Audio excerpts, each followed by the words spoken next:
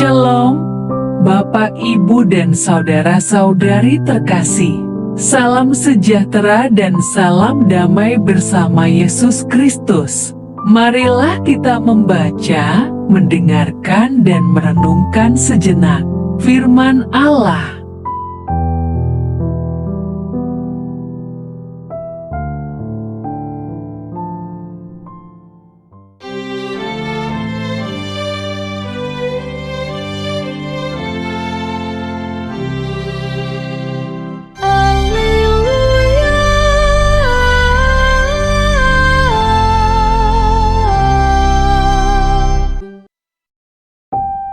Tuhan bersamamu dan bersama rohmu. Inilah Injil suci menurut Matius. Yesus memanggil ke-12 murid-Nya dan memberi kuasa kepada mereka untuk mengusir roh-roh jahat dan untuk melenyapkan segala penyakit dan segala kelemahan. Inilah nama ke-12 rasul itu.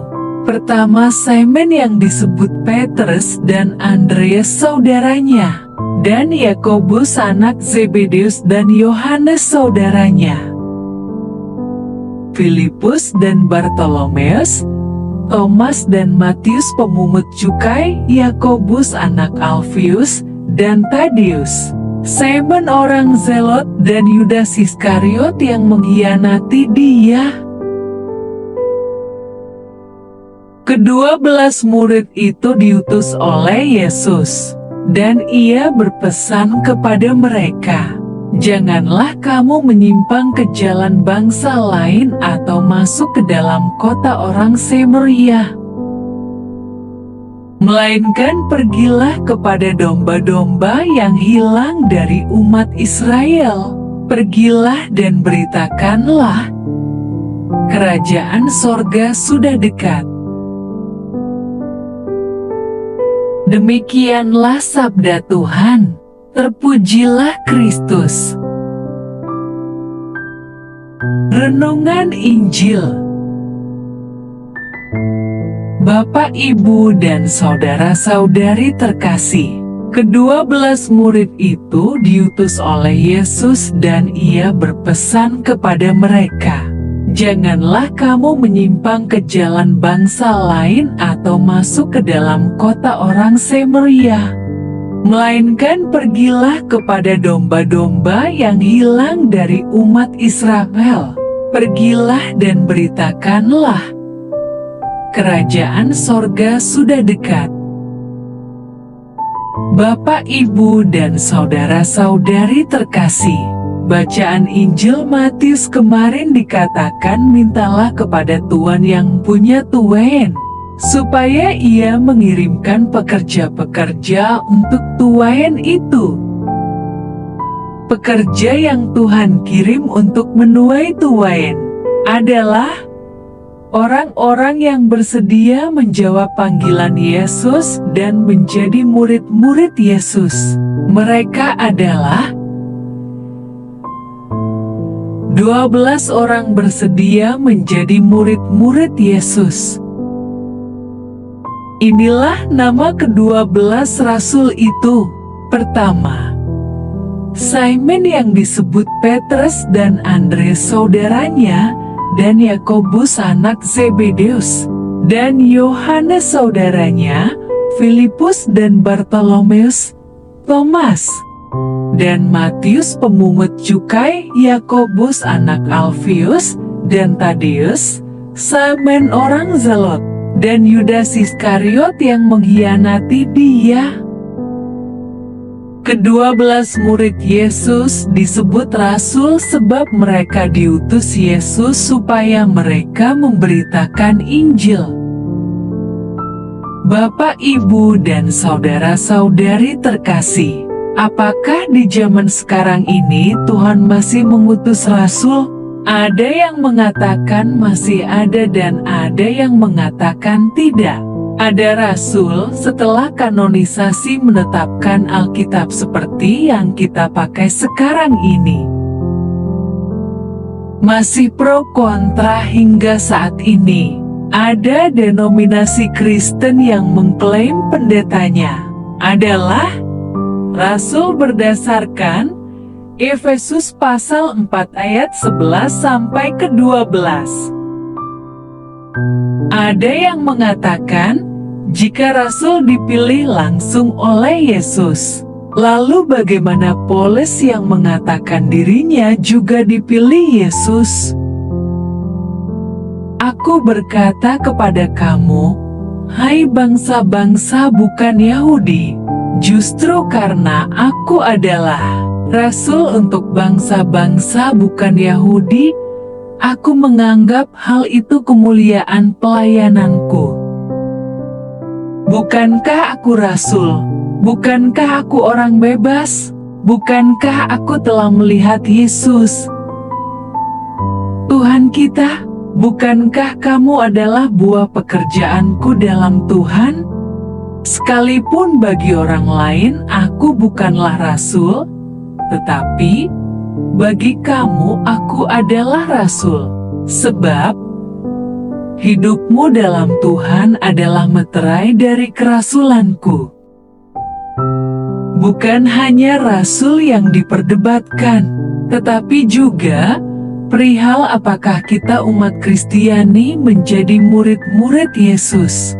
Dampaknya terhadap perintah Yesus kepada ke-11 muridnya atau ke-11 rasulnya, bahwa mereka harus memberitakan Injil. Ada yang berpendapat perintah Yesus ini ditujukan kepada 11 muridnya dan tidak berlaku kepada kita umat Kristiani. Padahal sangat jelas dikatakan Yesus pada 11 muridnya untuk pergi beritakan Injil supaya semua bangsa menjadi muridku dan mengajarkan tentang segala sesuatu yang telah Yesus ajarkan dan perintahkan kepada 11 murid Yesus. Artinya, kita yang telah dibaptis adalah murid-murid Yesus dan mesti melakukan perintah Yesus dan melakukan ajaran Yesus dalam hidup kita. Ada berbagai perintah Yesus, diantaranya adalah perintah memberitakan kerajaan sorga sudah dekat.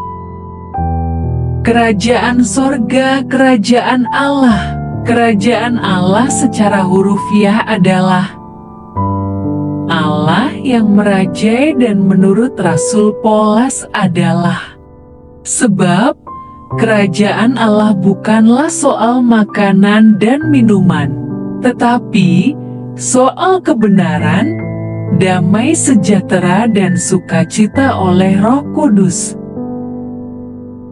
Bapak, Ibu, dan saudara-saudari terkasih, memberitakan kerajaan Allah artinya memberitakan kebenaran Allah. Dengan memberitakan kebenaran Allah kepada semua bangsa, supaya mereka menjalani hidup sesuai kebenaran Allah.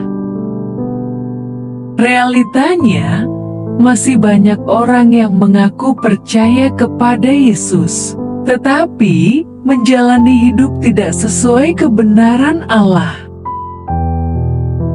Itu sebabnya semula Yesus menugaskan ke-12 muridnya untuk memberitakan kerajaan sorga pada orang-orang Yahudi atau kepada umat Israel, di mana mereka adalah domba-domba yang hilang, sebab mereka percaya kepada Allah tetapi tidak hidup di dalam kebenaran Allah. Jelaslah kita umat Kristiani adalah murid Yesus, diperintahkan untuk beritakan kerajaan Allah, atau dengan kata lain beritakan Injil tentang kebenaran Allah. Pertanyaannya adalah, sudahkah kita memberitakan kerajaan Allah, atau memberitakan Injil tentang kerajaan Allah atau kebenaran Allah? Maukah kita menjadi pekerja Allah untuk bekerja menuai tuaian? Jangan sampai terlambat, sebab kerajaan Allah atau kerajaan sorga sudah dekat. Marilah berdoa. Allah Bapa, sumber pengharapan, Engkau telah mengikat perjanjian dengan semua orang melalui Yesus yang terurapi. Semoga kami selalu berpegang teguh pada Dia dan berkembang menjadi umat yang patuh setia. Dengan pengantaraan Yesus Kristus, Putra-Mu, Tuhan kami yang bersama Dikau dalam persatuan Roh Kudus, hidup dan berkuasa Allah sepanjang segala masa. Dalam nama Bapa, Putra, dan Roh Kudus. Amin. Terima kasih sudah mendengarkan dan merenungkan firman Allah. Jangan lupa subscribe dan jangan lupa juga aktifkan loncengnya. Terima kasih, Tuhan Yesus memberkati.